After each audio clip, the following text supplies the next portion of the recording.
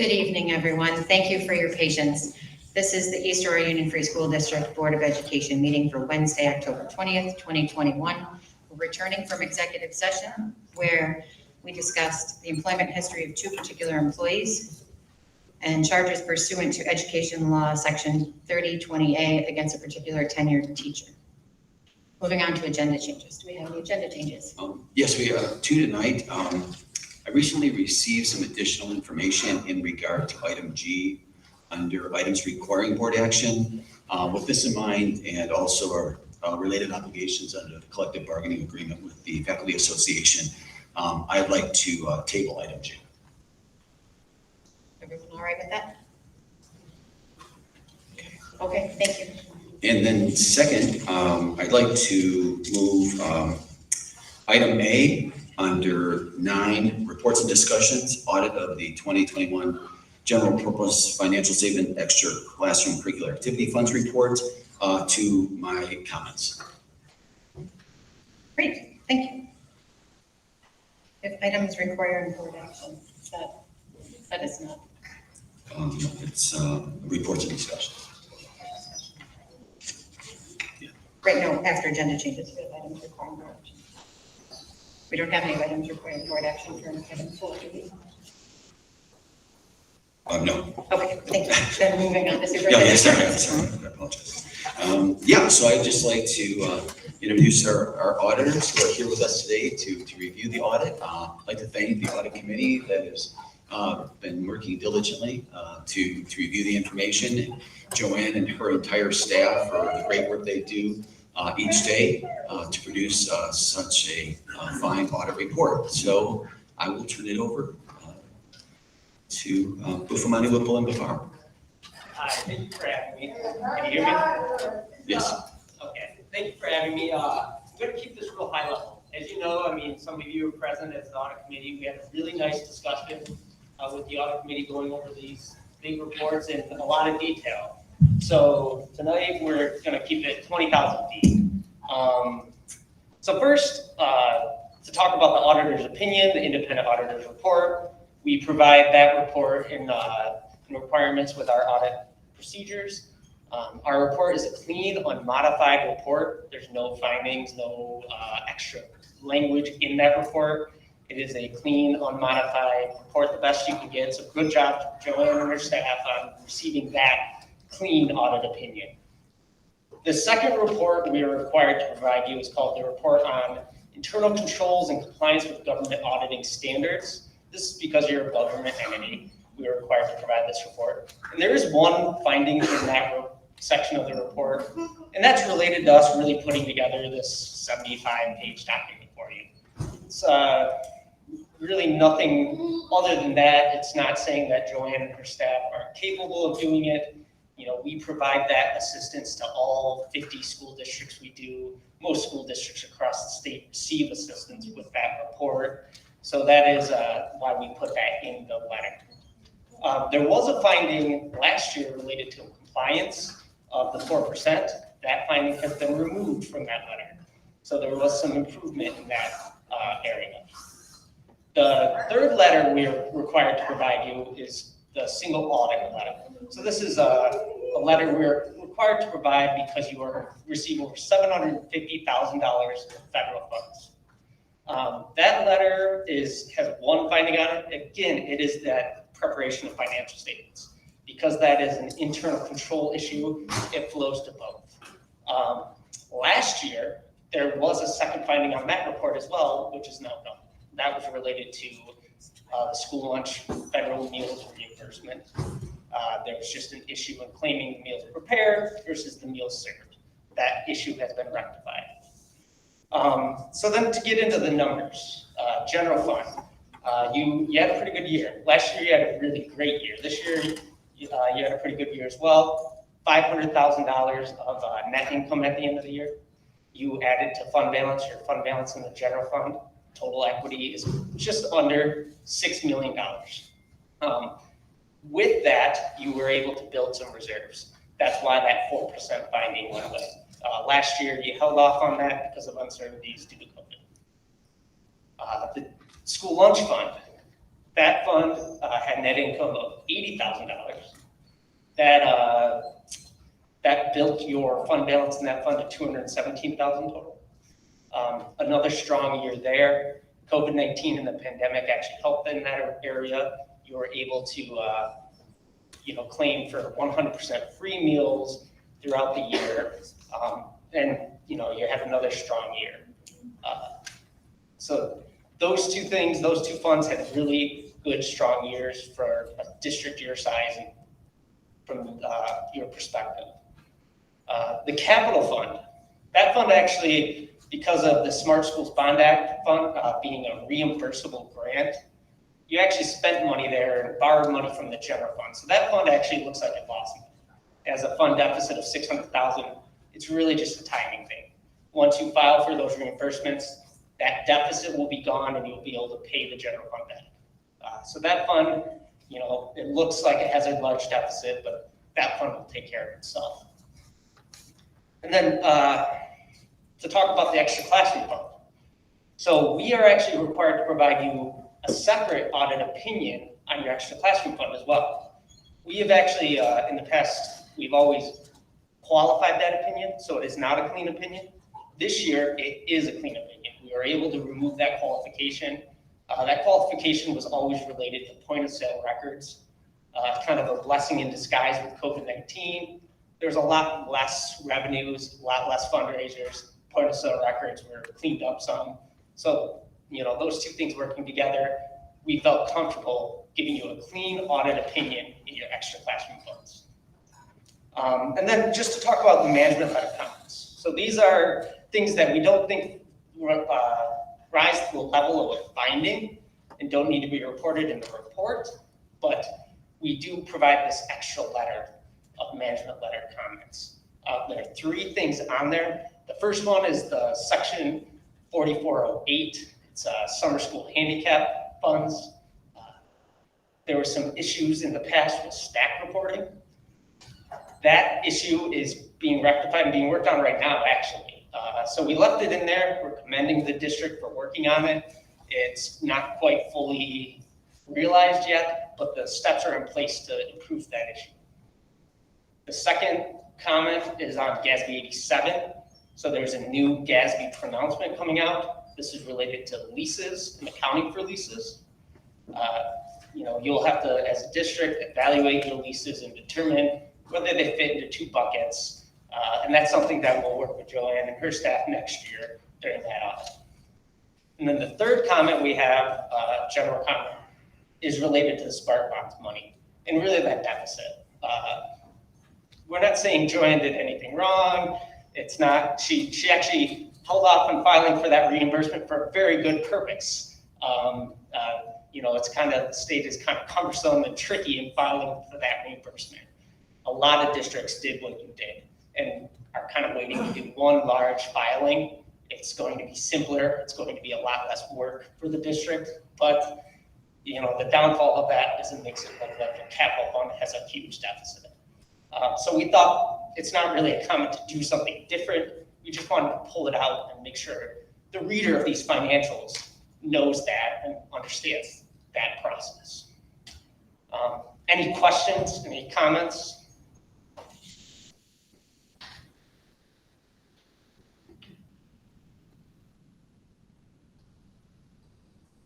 All right, well, thank you for having me tonight, and we have a good rest of the meeting. And we really appreciate the attention, especially the audit committee and Joanne and her office give to this process. It means a lot to us as auditors. Some districts don't pay as close attention to it, and it's noticeable. But you can tell here that you guys care, and we do appreciate that effort. Thank you. Thank you very much. Thank you for your work. Thank you for being here tonight. Thank you, Jess. I'd just like to comment and thank the auditors for their work and the rest of the audit committee as well. Paul is taking on the chairmanship of the committee. Paul, I think you're doing a great job, and our other committee members have been terrific in providing their volunteer services. Yeah, thank you, Mayor. Is this thing working? Yep. Oh, cool. I've performed on stage in 40 years, so I don't really know if this thing is working or not. I'm gonna figure out, I'm gonna sing my report later. The audit committee got an in-depth breakdown of the audit and the attention given the business office to certainly all the reporting requirements. It was really an outstanding audit. The audit committee recommends that the board accept the audit as presented. And there's some good information in there. I think as you take a look at it, break down, one thing that stuck out with me about 76% of expenditures going to the area of instruction. I think that's very important. 75 cents on every dollar we pay goes to instruction. But there's some trends in there and some other information. It's good. The position we're in with the fund balance, the reserves, and where we're headed. I think there's a good financial plan in place. I think as we move forward and maybe tweak and adjust some of those things. But very positive report, speaks highly of the business office, the work that the Board of Ed does, and certainly the audit extends to several other offices too. School. So it's a team effort to put together an audit that I think you should be proud of the business office and the people who work here. Certainly would recommend you accepting the audit as presented. Thank you very much, Paul. Thank you, Dan. Thank you to both of you for your hard work on the audit committee. Brian, do you have additional comments? Okay, thank you. Moving on to board presidents and board members' comments. I'm going to mix it up and start on the other side of the room. Dan, do you have any comments this evening? I have none. Oh, yeah, no, it's part of it. We had a meeting of the finance committee. Oh, sorry. Okay, thank you. Caught me by surprise there, Jess. We had a meeting of the finance committee just yesterday, and I'm pleased to report that we're on a good start towards planning for the future of our finances in the district, the coming budget, as well as our long-term plans. Paul is a member of that committee, as well as myself and Kim. So we were all there, so chime in, Paul or Kim, if you have. And Joanne, of course, is taking the leadership in preparing all the information for us. So Joanne, you chime in too if you all right. Oh, there you go. Okay, so at any rate, we started with an update of our Moody's services, and I'm sure Joanne can give you more details about how our rating system works and how well we are rated with the Moody's company. We then spent some time talking about the capital project timeline.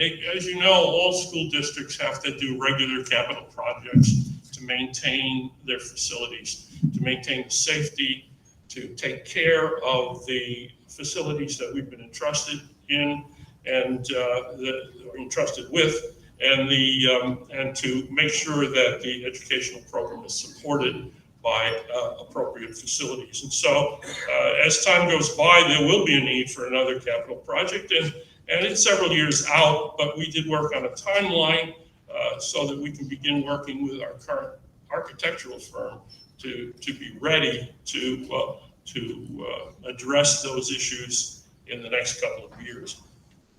We then had a review of our FEMA submissions. As you know, FEMA is supporting many of the expenses that we've had last year associated with the pandemic, and Joanne provided us with a very comprehensive list of those items that are appropriate for reimbursement from FEMA. We also looked at the CARES Act, the $3.4 million that will come to the district but has not yet come to the district, and will support us for the next several years in various initiatives. So we went through a series of lists of items that would be included in that expenditure. And there's a plan to go over with the whole board that list in the near future. We looked at a tax levy limit early projection, looking at what the calculations might be. Again, it's a projection, it's an early approximation of what the tax levy limit might be. The best thing I can say about the tax levy is that the district over the last several years has been reducing the amount of increase. And our effort in the future is to continue that reduction and stabilize the tax rate.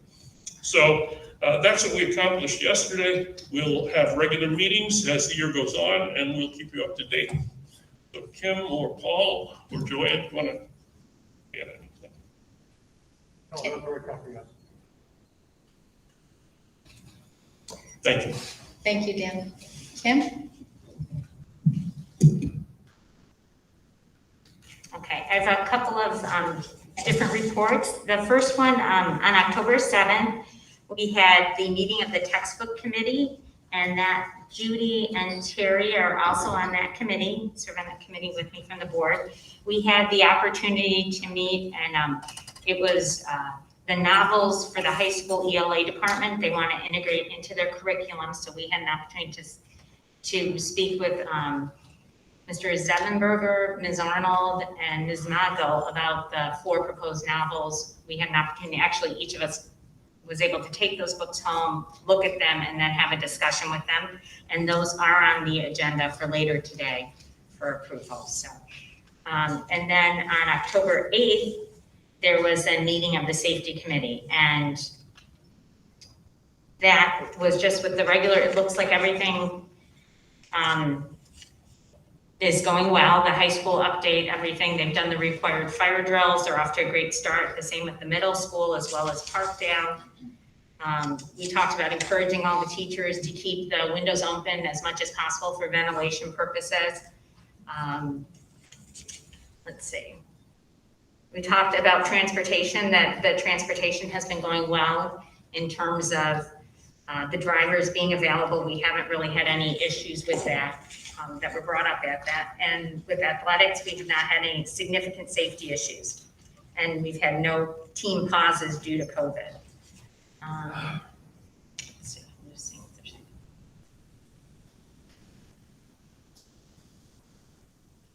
anything. And, oh, the defibrillators. They have been, we had talked about last year, the defibrillators and replacing all of those, and those have been replaced, is my understanding. So that kind of covers it. And Terry and Judy are also on that committee, so I'm sure they'll cover whatever I missed. So that's it for now. Thank you. Paul, you want to add on?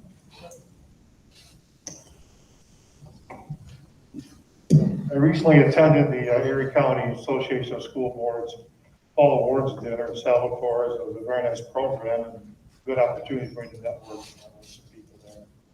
Tomorrow night I'll be attending the association's monthly legislative team meeting. The agenda will be centered around finalizing legislative priorities for 2021 and 2022.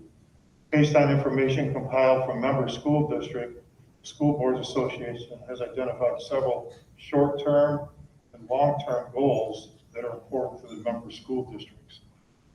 Once prioritized, a short list of goals will be the focal point of our lobbying efforts in Albany. Some of the priorities include COVID response, student meal programs, foundation aid funding, state aid formula changes, increasing the BOCES aidable salary cap, increasing that, broadband access to all homes, SRO funding, restoration of the full SALT deduction, and there were several others. The priorities are going to be highlighted at the legislative breakfast on November 13th. The final list of priorities will be determined in late November, and the final list will be relatively short. It's going to be based on polls from individual school districts of how they rate each one of those items in importance.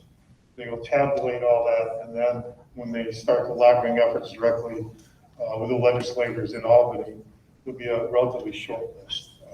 But certainly there are a lot of things I know that priorities here at East Aurora. And there was some others, I just listed 8, but there was probably about 15 combination short-term and long-term goals in the district. But some of those are very important to our district, and I've got some input from the board president. Certainly, if there's any other members who would like to give you some input before we take our final stance on November 13th, I'd appreciate that. And like Dan said, I attended the budget finance committee meeting. Just a lot of information was shared at the meeting. Past, present, future finances and trends were all discussed. It was a very well put together meeting and stayed on track. And it was very successful, the first meeting. So I anticipate the next one being just as good. But that's all I have. That's great to hear. Thank you, Paul. Joe?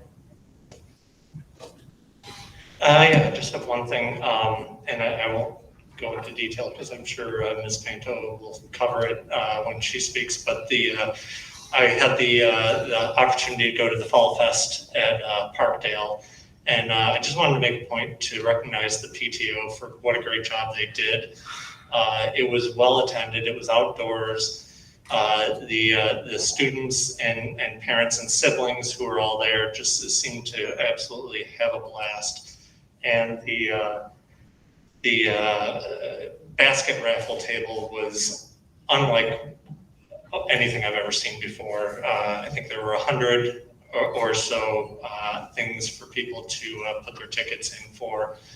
And a lot of that, credit for that also goes to the teachers and staff who, I know there were teachers who put together baskets within their classrooms and helped with regards to that success.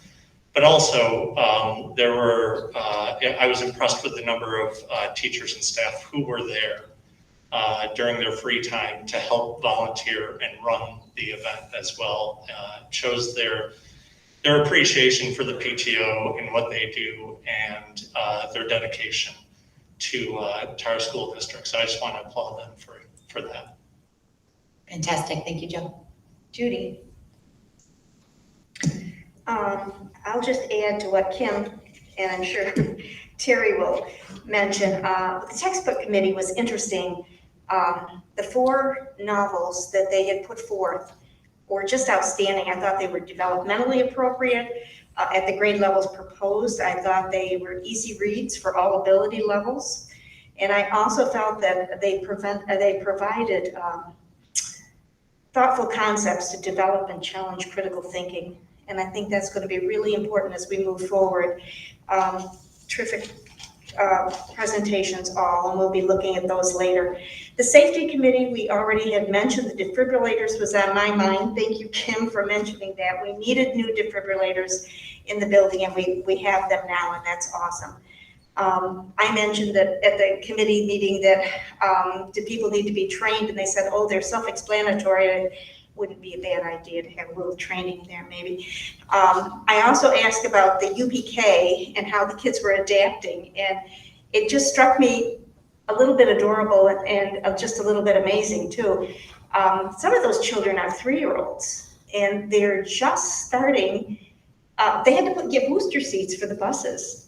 I never thought about that. I thought that was adorable, and Tahani said that they're just adapting beautifully. And that was just really encouraging to hear that extra start. And these kids are really adapting to all the little things that they've never had to face before. So it's pretty cool. Also mentioned that the flu clinic was provided for the faculty and is now going to be provided for the community. So that's just a good thing that we're taking part in. That's all I have. Thank you, Judy. Terry? Thank you. First of all, I attended the virtual 2021 Board Officers Academy training last Friday and discussed the roles and the responsibilities of board officers. They had a lot of great suggestions that I hope to bring to the board at a later date. The one thing that I was shocked during this webinar, you could actually type in your comments as they were presenting. And there are so many board members spoke of dissension amongst the boards across New York State. I was shocked that there were so many boards that had a lack of respect. And I know I've said this before, but we may not always agree, but we always show respect and have respectful discussions, even if we don't always agree.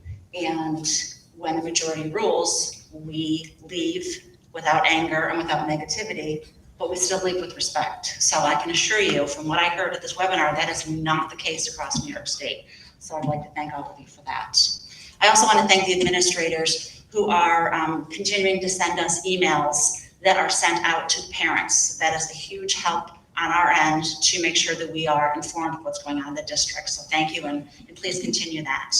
The textbook committee meeting, as it was already mentioned, the 4 novels that we all reviewed and were able to see, 3 are going to be used for the Global Academy curriculum, and 1 is potentially going to be used for all of 11th graders. I thought all 4 books would be a great addition to our English department overall.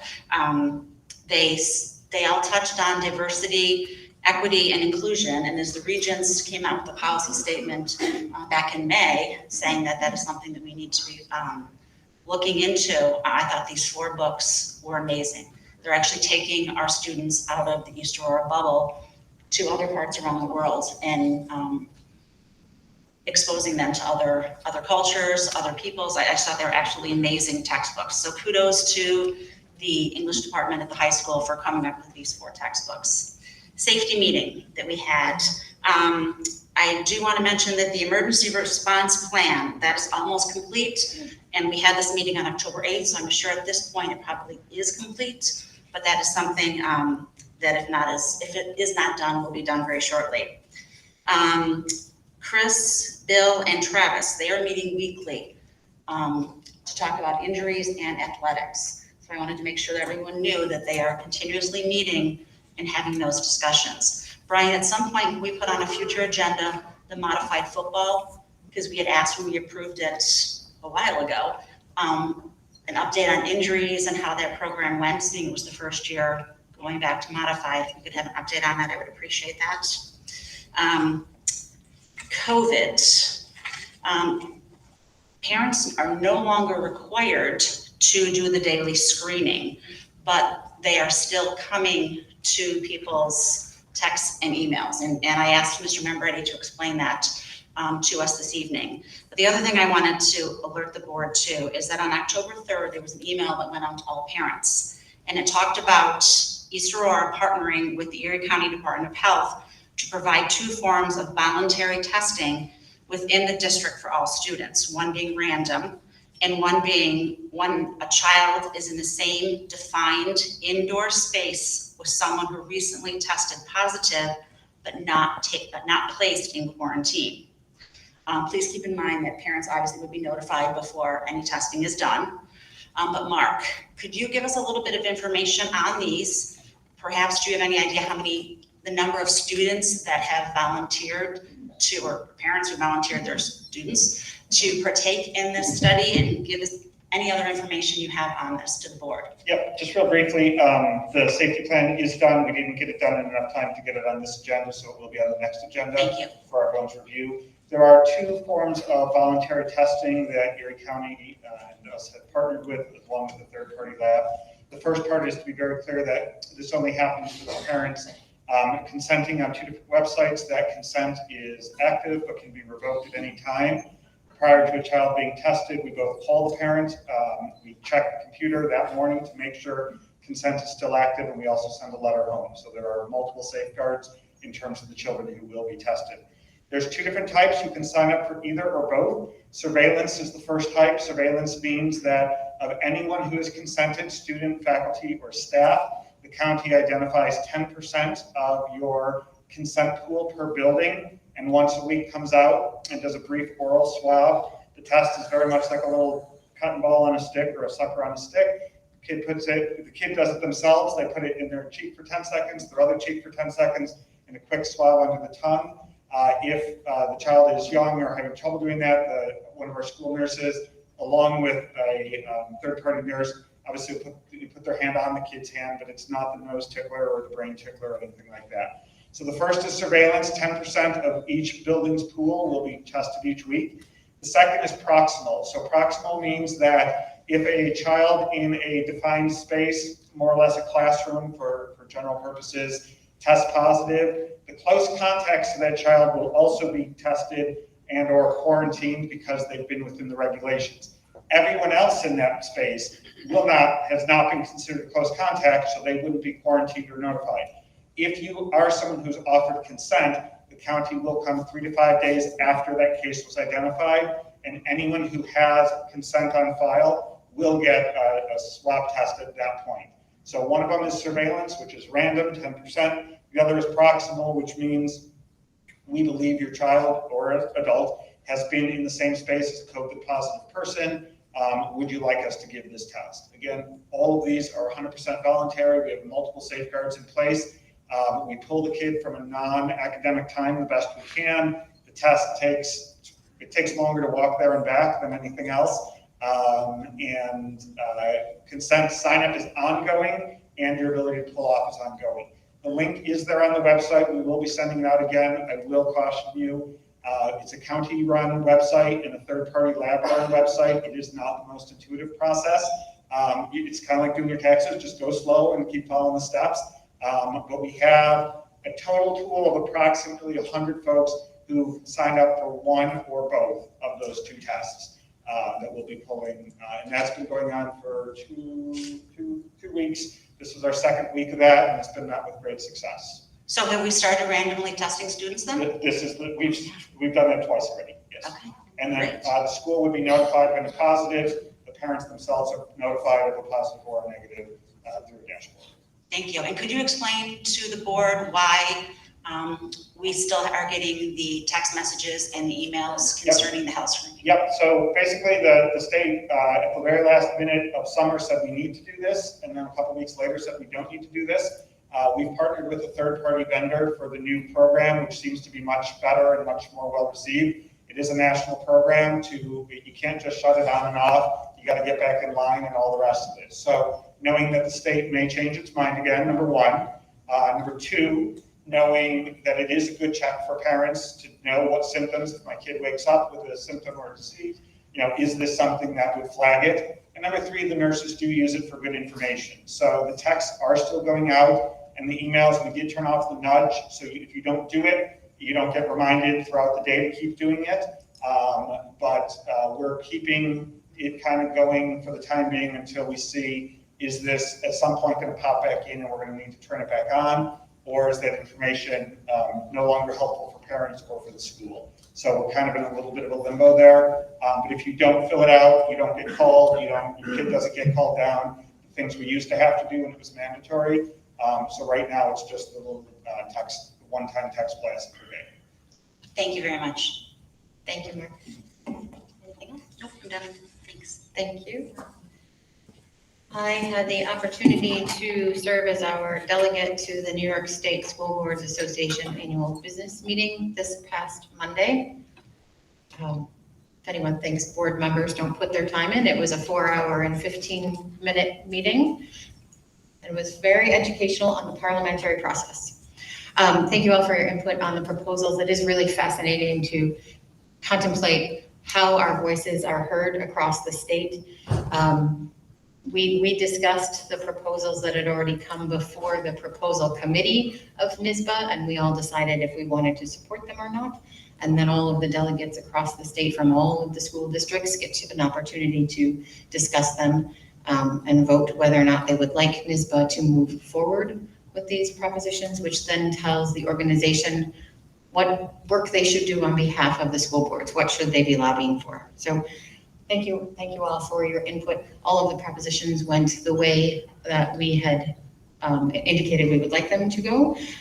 Of note, there was one of the resolutions that came with the strongest support was one for a review of the open meetings law to allow some flexibility for board members to attend meetings remotely without having to invite the public to their living room or hotel room or wherever they may happen to be. So a strong majority of the school districts seem to be pushing for that. There was a second resolution on a similar topic that took more heat, that people were not looking to go too far, but specifically wanted to open it up. And there was a lot of conversation about giving the flexibility, provides more opportunity for continued engagement with board members. I don't know, no matter what their circumstances are, should they find themselves ill or in quarantine or traveling for business, also started to open up conversation about how those virtual meetings do allow for more engagement with the community. So that was an interesting part for me. Also interesting to see what came before the organization at the last minute and was voted down, and we were not going to talk about it. So there you go. Thank you very much. Thank you all. We are now moving on to administrator comments. Does anyone like to go, would anyone like to go first? I can go first. All right, Ms. Pantoa, come on up. Good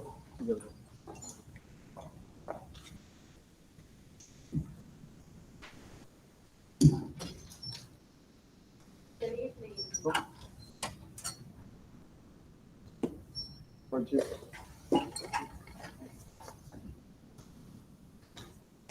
There we go. Good evening. As Commissioner Cassidy already shared with everyone, we had a fantastic evening at the annual Fall Festival. The weather could not have been more perfect. The atmosphere, so enjoyable for our families. Students engaging in such great activities. I want to personally thank Commissioner Cassidy for joining us in that venture, as well as the event chairs, Ms. Howe, Ms. Lawrence, the rest of the PTA, and of course the faculty who joined us. What a wonderful event. Probably close to 1,000 participants. I also want to celebrate the work of our staff. I can't say how honored I've been being new to this community and the amazing collaborative efforts of our staff. It's been a joy. Today we had Fire Prevention Safety Day, and our UPK all the way to second graders engaged in wonderful activities. I thank the East Aurora Fire Department for bringing out their amazing machines, tools, and sharing their expertise with our students. They were excited, engaged, and we appreciate that. And finally, next week we have our annual Halloween parade. Come on out and enjoy the wonderful festivities of Halloween. Our kids will be dressed, our families will be there, and we hope you all join us. Thank you so much. Again, beautiful start to our school year. Thank you very much.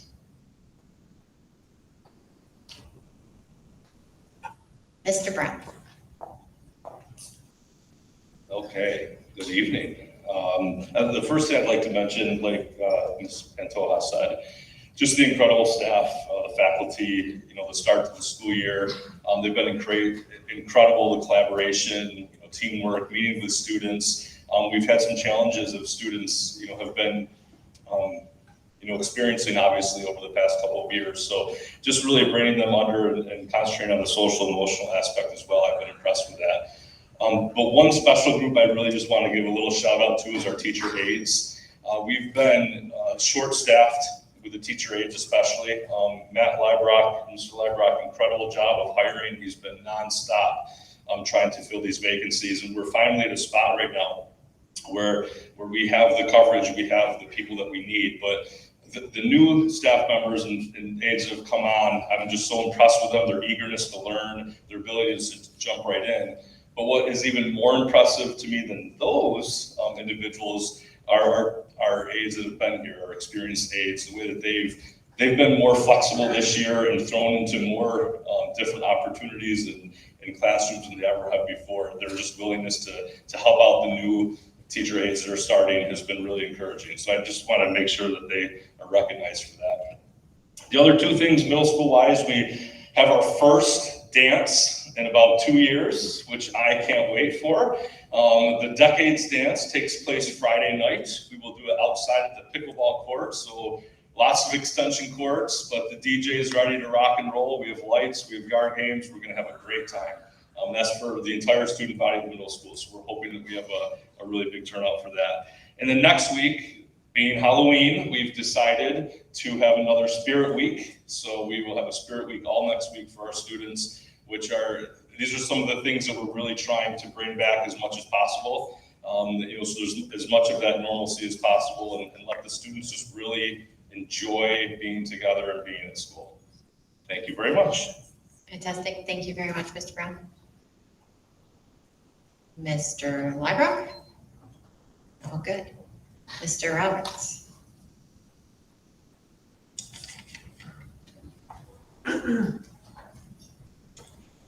Good evening. Apologize for the attire tonight, but I came from a cross-country race. It was raining and then sunny skies and then a rainbow, and we saw just about everything. But and I guess in the same on the same topic, just want to talk a minute or two about the success of the fall sports season. And want to highlight the success of 3 teams that I think you might have an interest in. The first is our girls tennis team, and this is unique this year. The girls tennis team won the first ever Section 6 team championship. So if you have been involved in our tennis program in the past, tennis typically goes from a team approach to an individual approach in the end of the season with singles championships and doubles championships. This year, the state has adopted a team championship, which I personally love. And the girls are the first to experience that this fall. The boys will experience it in the spring. So our girls won the 2021 Section 6 Small School Team Championship. This Saturday, they play in Rochester. And then when they win, they will participate in the state championship in Flushing, New York at the site of the US Open. So a wonderful addition to our program, and the success of our tennis team, the depth of our tennis team has been such an asset. So it's great to see that now benefiting the entire team. The second thing I want to mention is thank you for the merger between East Aurora and Holland this year with our field hockey team. The team has had huge success and is competing for division wins and many closely contested games and having success. And it's because of that merger that's happening this year. They have their senior night tonight on our turf. And then the last team is our boys volleyball. They're playing as we speak in our gym down the hallway against Eden for the Division III title. And if they win, they'll be in a tie for that league title. And I think we're all aware of the gains that program has shown over the last couple of years. I want to thank Coach Lombardo and the boys for putting in the effort really year round to become a division title contender. So if we speed things up, we could make the end of the match. So just kidding about that. Couple other points of interest. Boys and girls soccer both ranked number 1, and they start playoffs this week. I believe the playoffs start tomorrow with the boys and then the girls on Friday here at EA. Girls swim and girls cross country, as they always do, are tremendously successful. Boys cross country, tremendously successful. And we're really proud of the fact that we're hosting the ECIC cross country championships here at East Aurora next Saturday. And lastly, I just want to thank our fans. If you've been to any of our fall sports events, the attendance is off the charts. And they're loud and they're proud, and we're seeing families and graduates and students cheering on their classmates, and the atmosphere has been beneficial not only to the athletes on the court or on the course or on the field, but also for the spectators. It's a positive experience this fall, and we're really happy that it's back to more of a normal experience for our athletes and our fans. Thank you. Thank you very much. Ms. George, do you have any comments? Oh, sure. Hello, Travis. I thought you were here. Come on over, Mr. Moore. Sorry for hiding behind the TV. Just 2 quick events I thought the community might be interested in that I wanted to highlight that are coming up in the next couple weeks. So tomorrow night is our fall Pops concert. So if anybody in the community, that'll be here in the Aud, 7 p.m. So if the community wants to come and listen to some lovely, fun music from our instrumental program here at the high school, they're welcome. And then keep an eye out. There is going to be a spooky walk the week of Halloween, the week leading up to Halloween. I think it's going to be Friday night. The student gov here at the high school is going to be arranging that. That'll be open to the community, so you can bring your kids and enjoy a spooky walk through the woods, sponsored by our student gov. So keep an eye out for those 2 events and come join us and have some fun. Thank you. Thank you very much. Mrs. Marinaccio? Mr. Membretti? Mr. Wicks? Good. Ms. Lyons? I get everyone? You're so far away. Thank you very much. We are now moving on to the community comments portion of our evening, and I'm going to ask you all to bear with me as we're in a new location with our new process.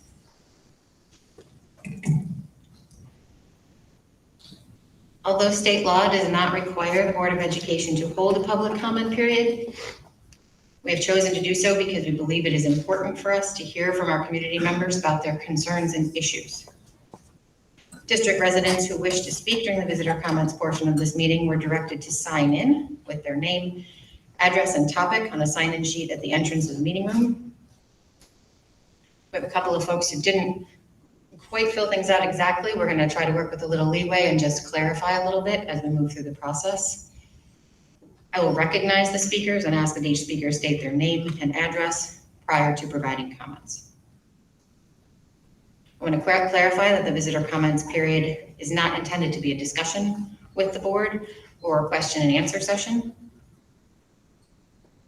The board will listen to remarks and may or may not respond directly to the speaker. The Board of Education will determine if a response from the board is warranted or if the matter should be directed to an appropriate administrator. As outlined on the district website and on your agenda, each speaker will be given 3 minutes to address the board, and speakers may not yield any time to any other speaker. No more than 3 speakers will be permitted to speak on the same topic. The visitor comments portion of the board meeting will be limited to a maximum of 30 minutes. Speakers who prepared written comments were encouraged to submit such written comments to the board at BOE@EAK12 at least 24 hours prior to the board meeting, so board members had opportunity to review the comments in advance. In addition, any individual may submit written comments to the board at BOE@EAK12.org in lieu of speaking during visitor comments at any point. Prior to this meeting, we received a number of letters and emails from community members. We value this input as it feeds our decision-making process. As with community comments at our meetings, the board does not engage in Q&A. Whenever possible, we direct questions to the appropriate administrator. Additionally, the district is in the process of developing a frequently asked questions page on the district website to serve as a resource for the community. The FAQs will continue to be updated as needed. Since our last board meeting, all board members should have received the following letters. We have, I think, 10 emails from Unmasked New York Kids regarding anti-masking and vaccinations and more information on medical conditions and masking. Ryan Camp sent us a message about quarantine comments. Becky O'Connor about farm to institution coordinator. Catherine Millard against masking. Catherine Millard, a guy sent me, I think other board members also received individual messages against vaccine mandates for teachers and mask breaks for students.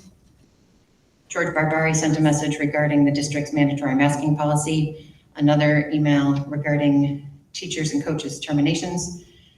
Keith and Dawn Kavanaugh Vonna regarding the 9/29 BOE meeting cancellation. Dawn Vonna, an email regarding teacher and coach terminations. Michelle Kavanaugh regarding teacher and coach terminations. Jeffrey Cruson regarding teacher and coach terminations. Kim Phillips thanked the BOE for courageous and competent service. And Deb Schmielowitz regarding visitor comments. Everyone have those emails? Thank you. Now moving on to community comments. I remind you that individuals who participate in the community comments period must adhere to the process outlined and conduct themselves in a respectful manner. Shouting, outbursts, use of obscene language, or any other conduct that interferes with the meeting will not be permitted. In the unlikely event the meeting becomes unruly, the board will recess the meeting and will return once order has been restored. Thank you. So thank you for your patience, and I think Mrs. Horning was first on the list. I think it says mandates and air. There, just make sure it's on. Oh, hang on. Yes. Dear members of the Board of Education and Mr. Russ, first of all, kudos to a fantastic homecoming week. Great job. However, tonight the posted agenda for October 20th meeting includes executive session charges against a tenured teacher in executive session, as well as employment termination of an untenured high school English teacher and a volleyball coach.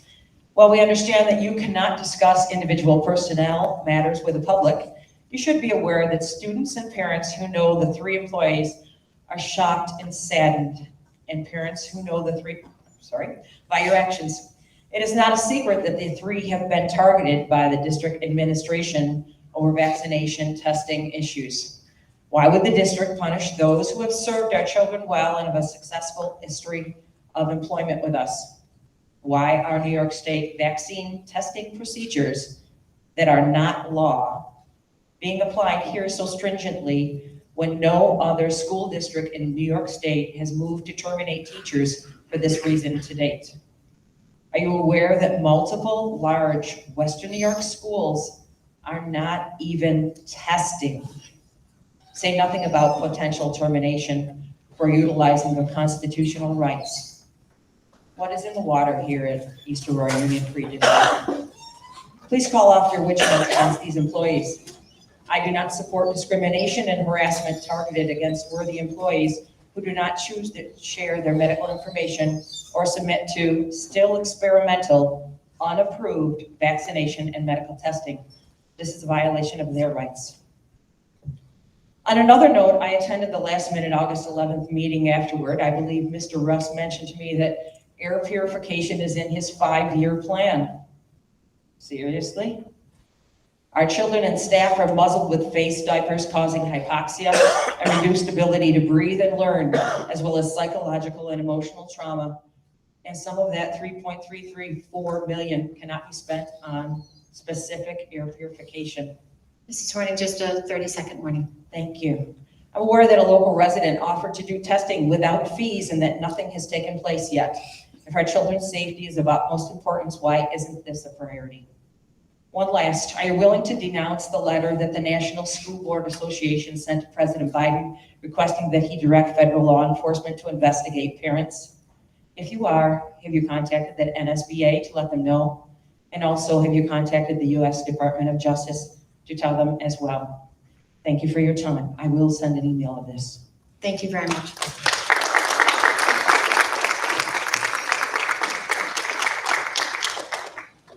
Just a quick point of order to everyone. I would like to ask as much as possible so that we can be fair in the process, that everyone please clarify your topics and please be honest about what you choose to speak about. We have a couple of folks who I couldn't quite tell what the topics were, and I want to make sure we give equal voice to everyone. We do want to make sure we hold everyone to the 3 people per topic. So thank you for that. And this is a new process, so we're all going to work through it together. Mrs. Cole, I believe you were up with various topics. I would ask that one in the future, please be specified wherever possible. Thank you. I'm also here to talk about the teachers in support of this. Hang on.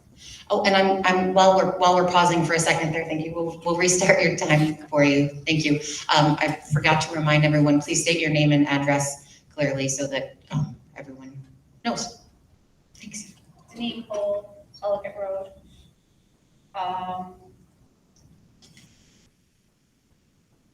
I do not know, of course, what all of your personal positions are regarding what's happening here or what's going to happen here tonight with the agenda changes, of course. But I do know that in the community, there are some that believe that people who refuse to comply with the mandates regarding vaccination or testing are selfish.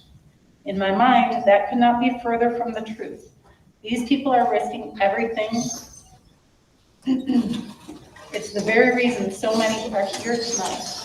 They are risking their jobs, careers, professional licenses, livelihoods, personal relationships, everything to stand up for what is right in the hopes that it will make a difference for them, their children, all of our children, and everyone else who may be subject to the current coercion, which is what these mandates are, as well as future infringements upon people's rights that could and no doubt will follow.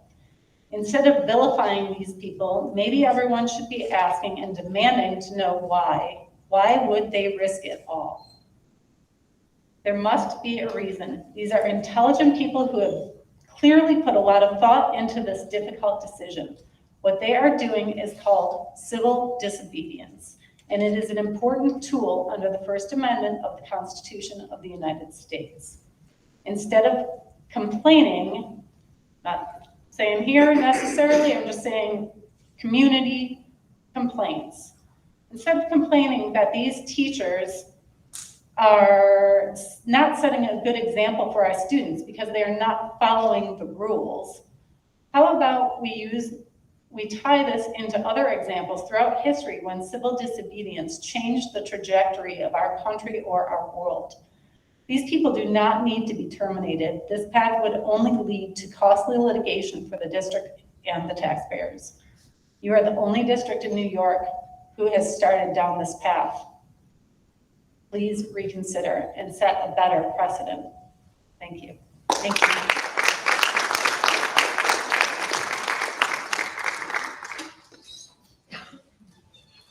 Mrs. Vonna, you are up, I believe, on board communication.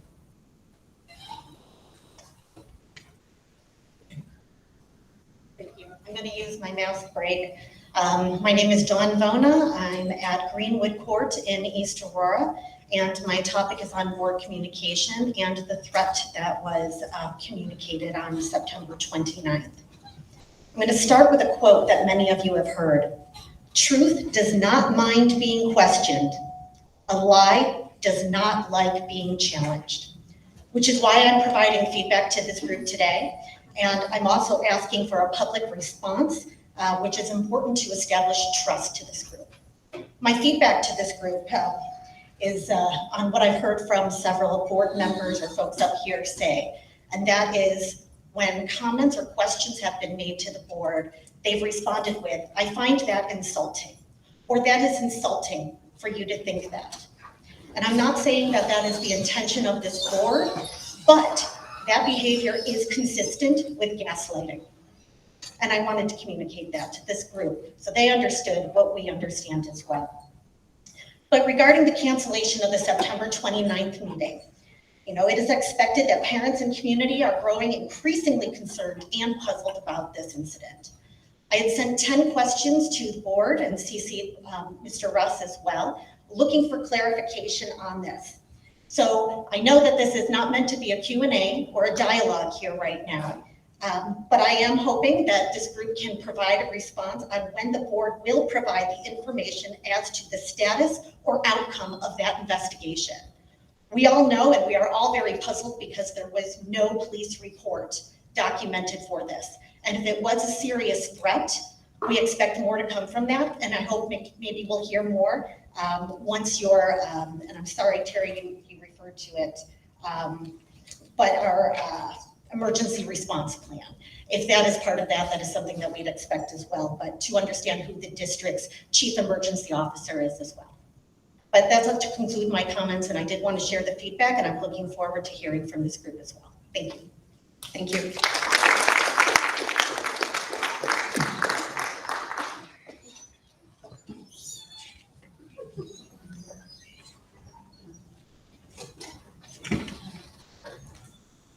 Mrs. Clark.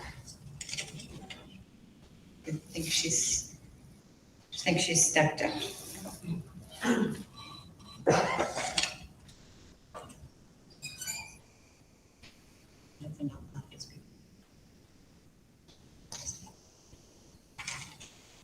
Sorry.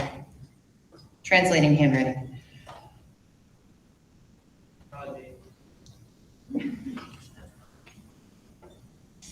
Severino Cosmano.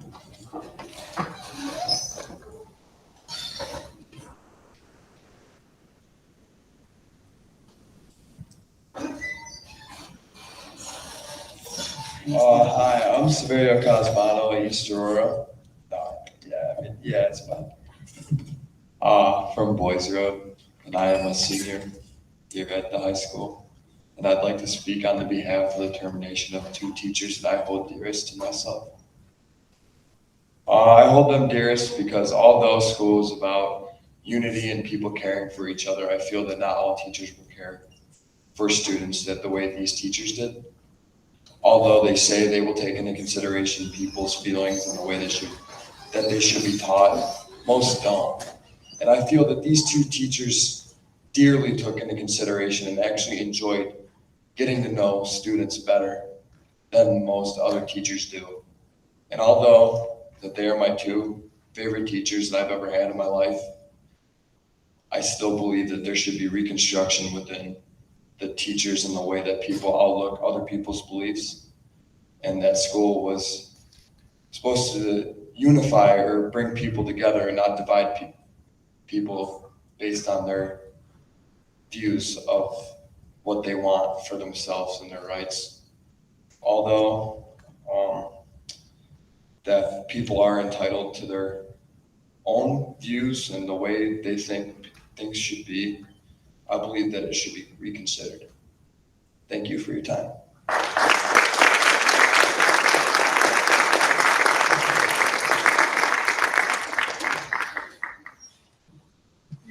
Thank you. Maybe a little out of order here, and I apologize. I see there's an E. I. Miller with no topic. Anyone here by that name? No. Okay.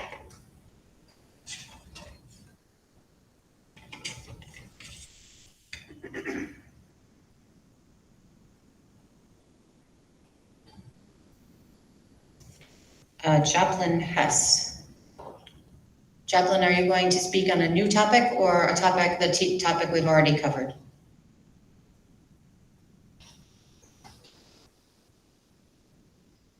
Hello, I'm Joplin Hess. Hi, Joplin, are you speaking on a new topic? We've reached our limit on the topic of teachers, the termination of teachers topic. Are you on a new topic?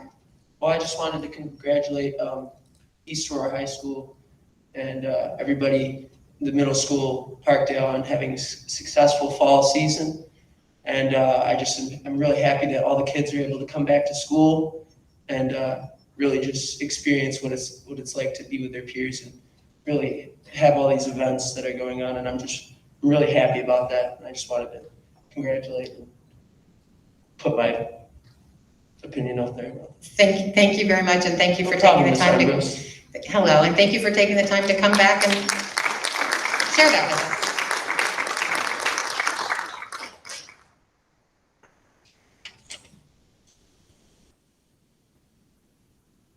I have Garrett Mayer. I believe we may have covered the topic. Are we on a new topic?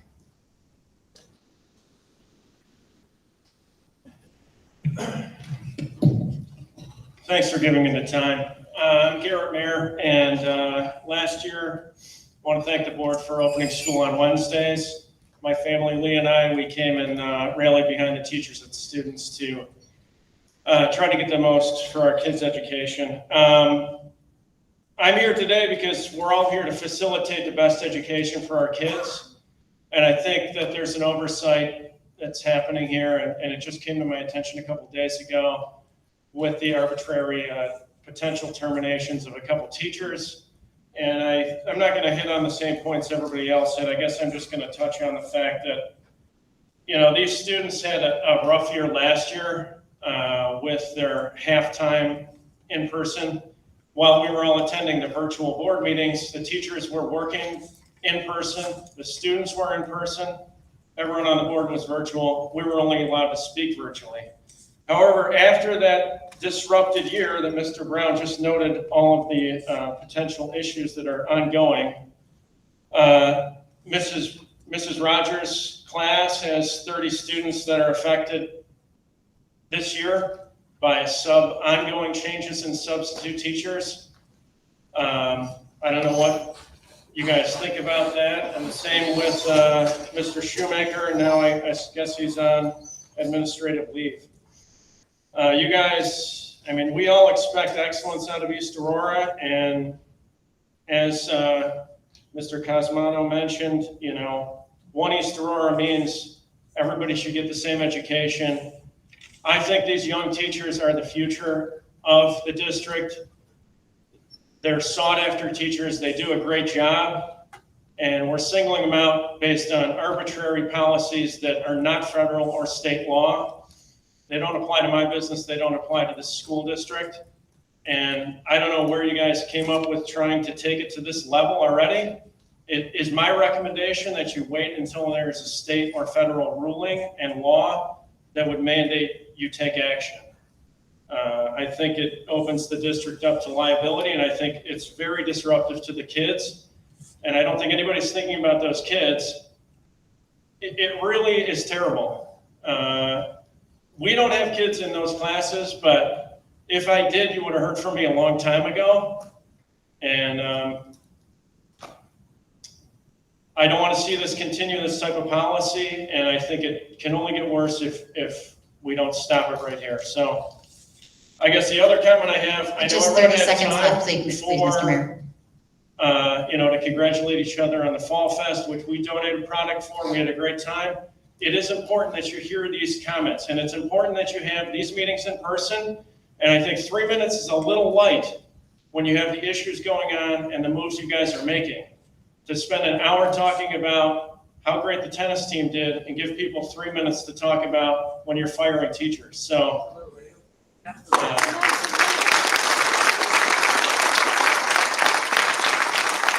you, Mr. Mayor. Thank you. Thank you, and I look forward to more in-person meetings. Thank you. Thank you.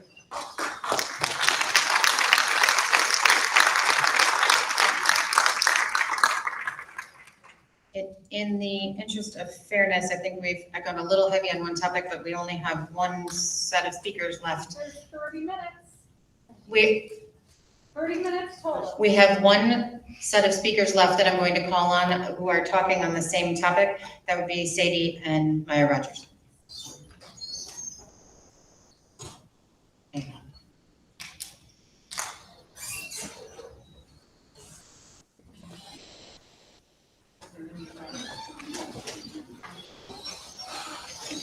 Hello, my name is Maya Rogers. I'm a junior here at East Aurora.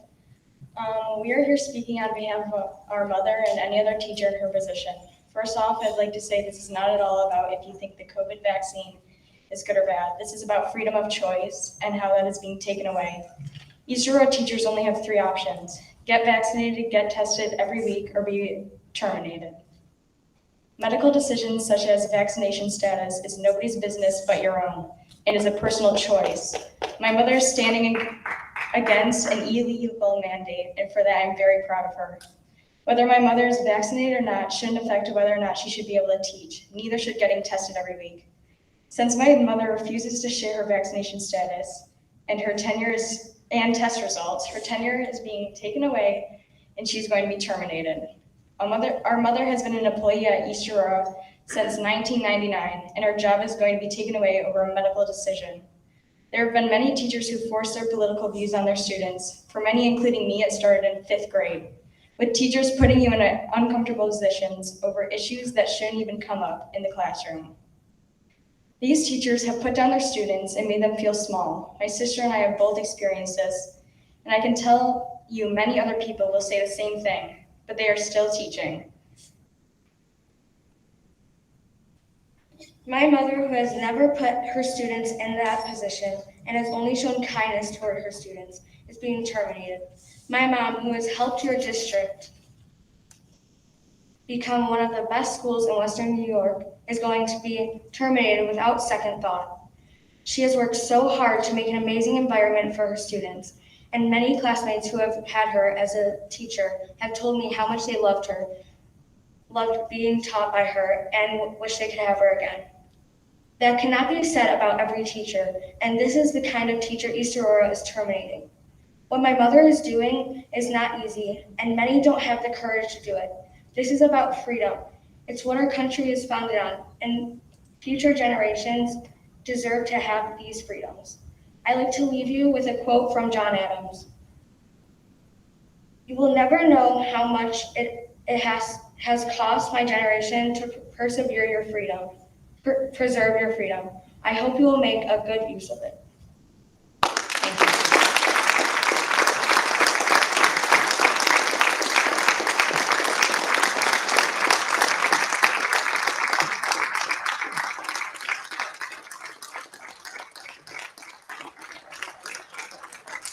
Thank you all. Moving on to item 9, reports and discussion items. We have completed item A. We are on item B, the 2021 Summer Curriculum and District Professional Development Report. Ms. Lyons.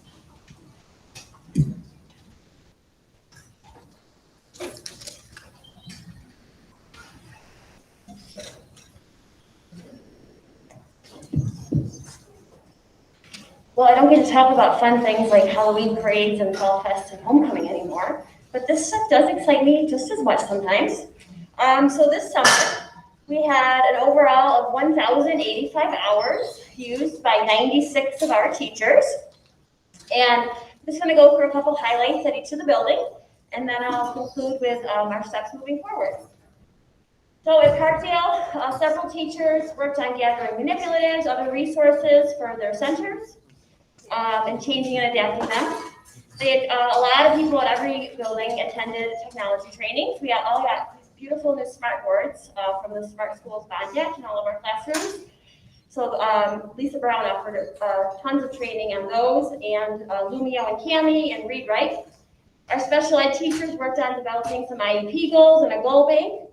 A lot of special ed teachers and gen ed teachers met to co-plan together. Some new curriculum and some new mystery science units for 4th grade.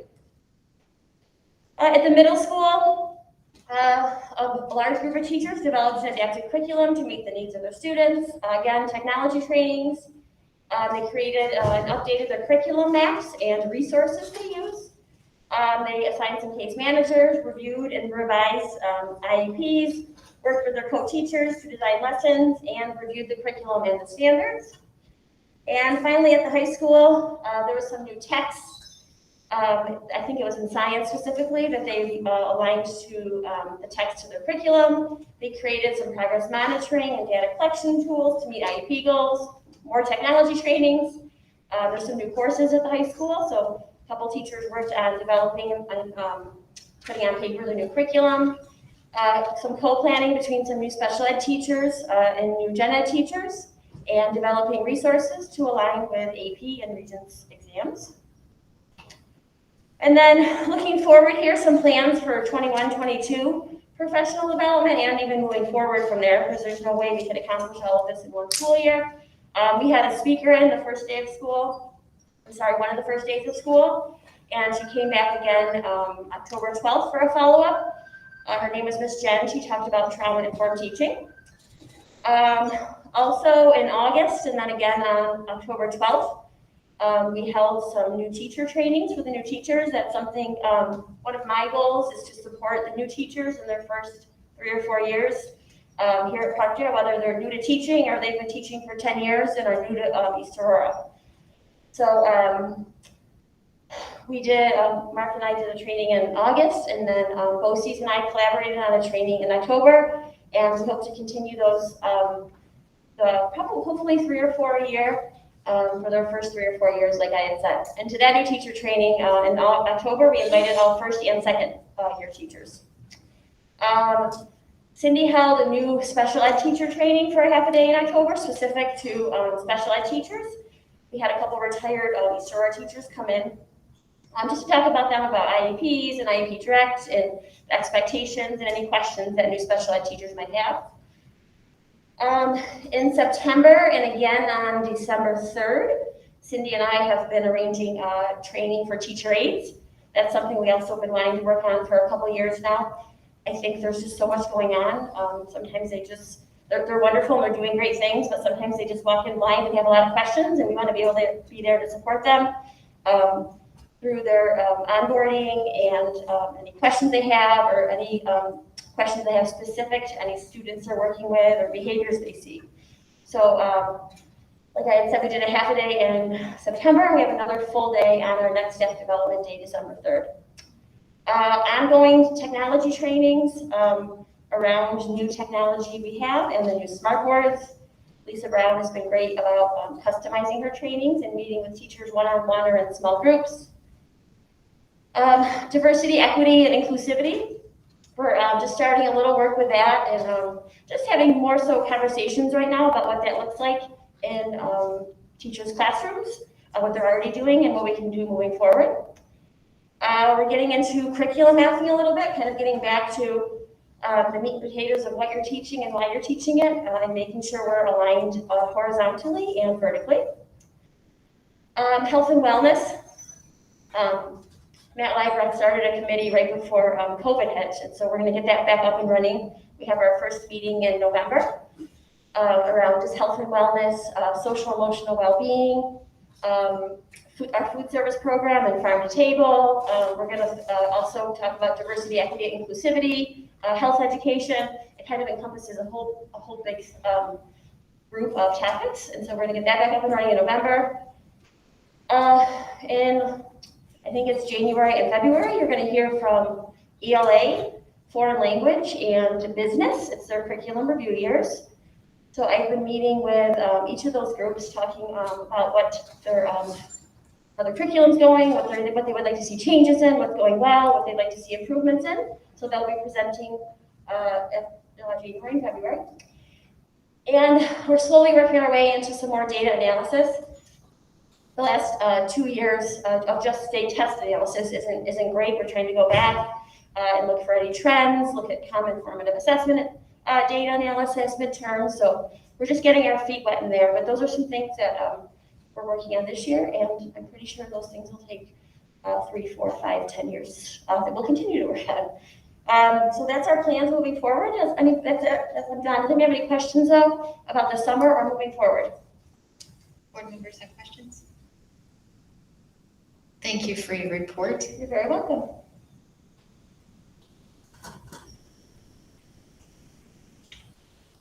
Ms. George, Business Office Financial Reports.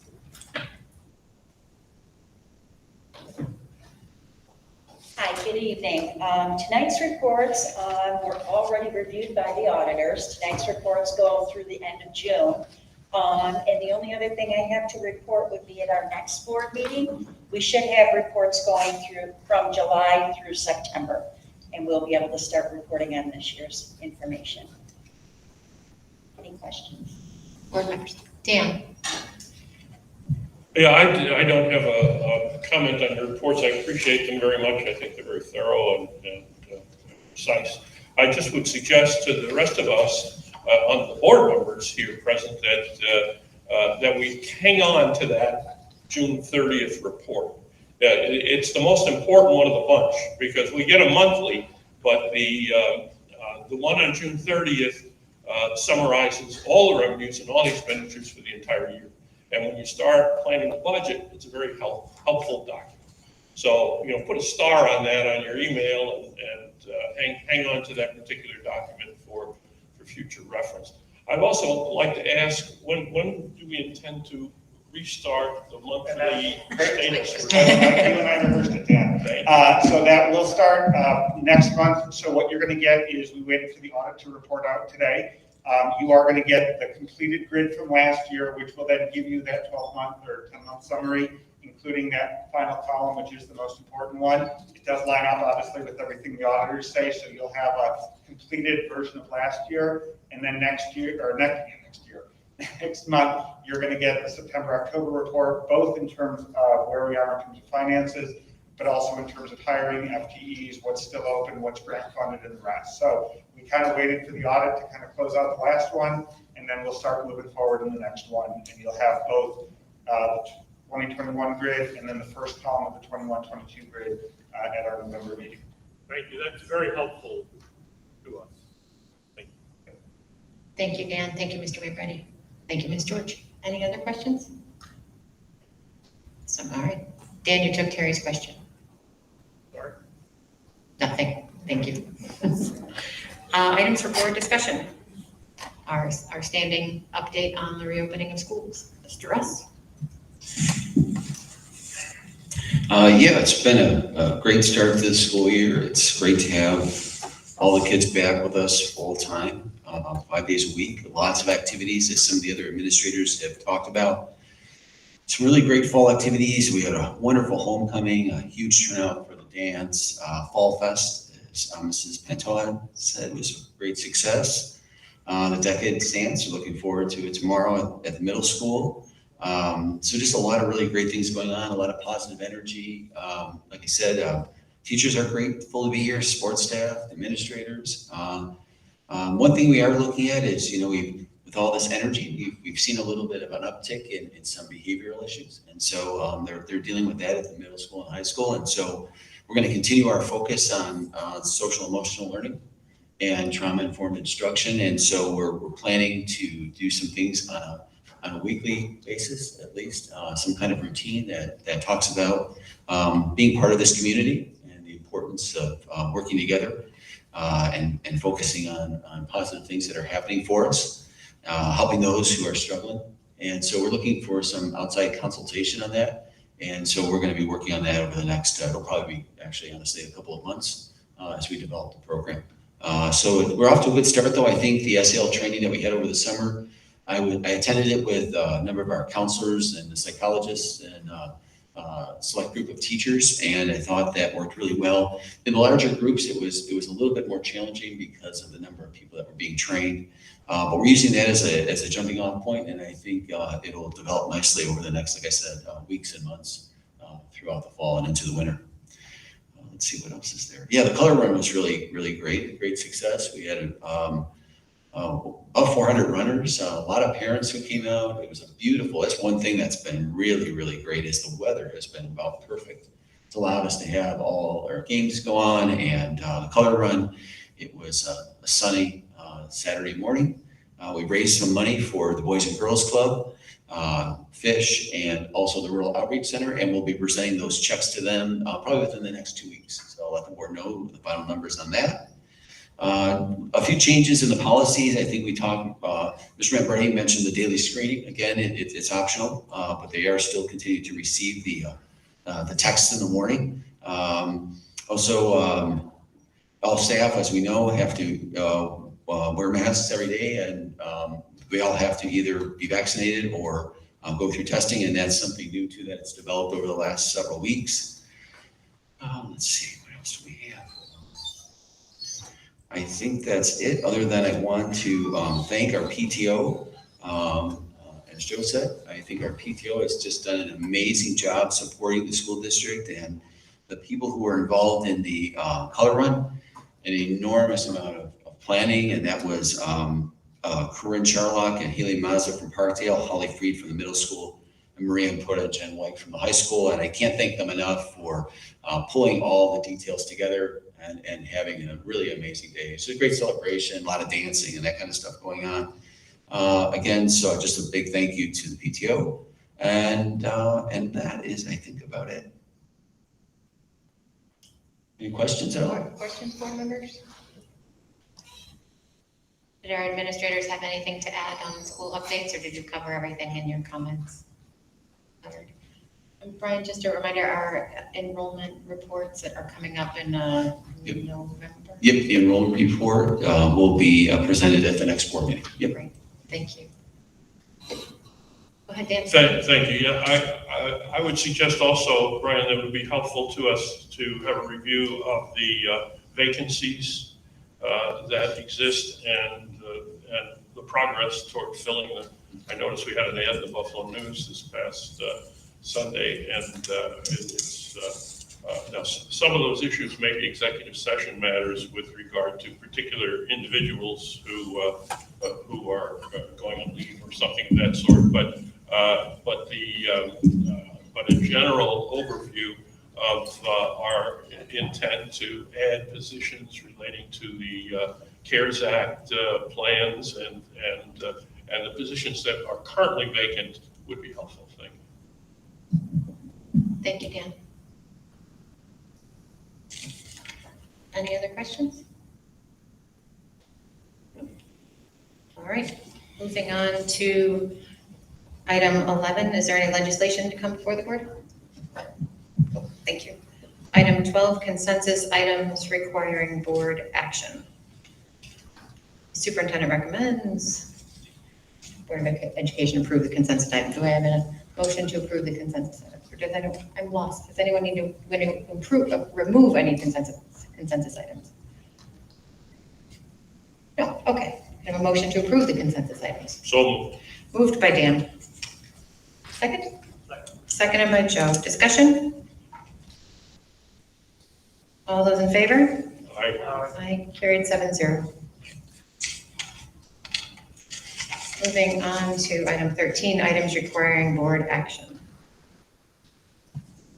One moment.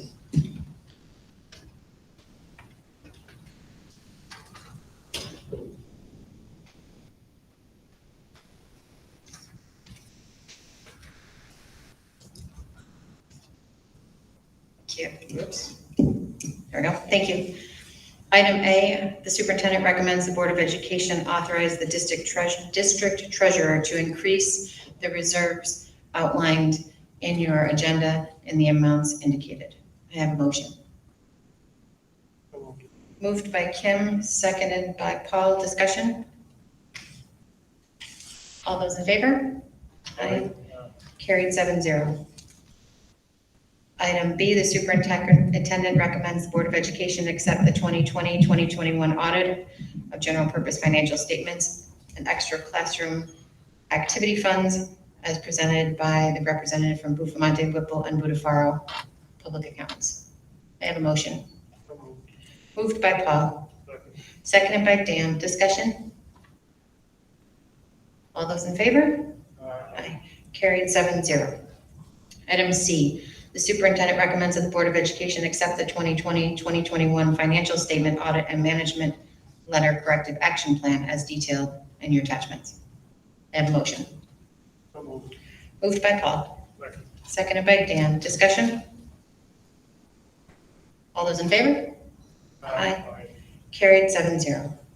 Item D, the superintendent recommends that the Board of Education approve the textbooks and supplementary materials as detailed in your agenda. May I have a motion? Moved by everyone. Moved by Judy? Seconded by Kim. Discussion? I think we have a lot of excitement about our new materials. Thank you. All those in favor? Aye. Carried 7-0. Item E, the superintendent recommends the Board of Education approve the merger with the Holland Central School District for the following winter sports: modified wrestling, varsity wrestling, cheerleading, and indoor track, effective July 1, 2021, and including the winter 2021-2022 sports season. May I have a motion? Moved by Joe, second. Seconded by Judy. Discussion? All those in favor? Aye. Carried 7-0.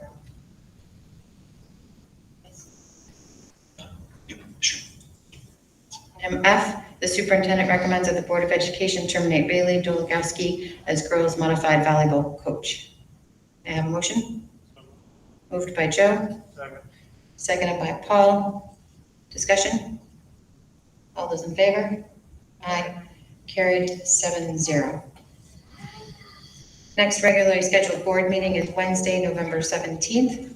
There are a number of workshops including the NYSSBA virtual school board convention on October 25th. Remind folks of the legislative breakfast coming on November 13th, if you're interested in attending. Is there any other?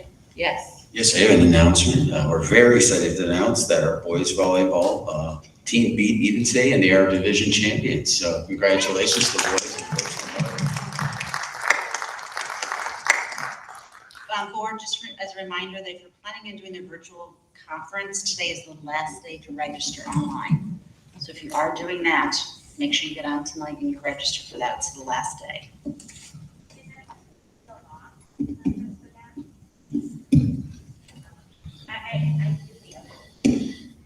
I think we had good coverage at the ECASB one, and I know you attended Western New York one. Yep. Thank you. Any other information to come before the board? May I have a motion to adjourn? Moved by Dan, seconded by Judy. Discussion. All those in favor? Aye. Aye. Carried 7-0. Thank you all very much.